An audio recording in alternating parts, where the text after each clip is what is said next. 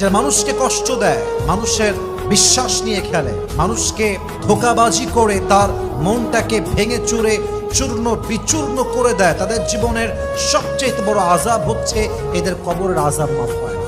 সমস্ত আযাব মাফ হতে পারে, সমস্ত গুনাহ মাফ হতে পারে, কারণ হক হচ্ছে দুই প্রকার। এক হচ্ছে হকুল্লাহ, আল্লাহর হক। দুই হচ্ছে হকুল ইবাদ। যে বান্দা আল্লাহর হক নষ্ট করে, আল্লাহ চাইলে তাকে মাফ করতে পারে, কিন্তু যেই বান্দা আরেক বান্দার হক নষ্ট করে, ওই বান্দা যতক্ষণ পর্যন্ত মাফ না করে তার গুনাহটা মাফ হয় না।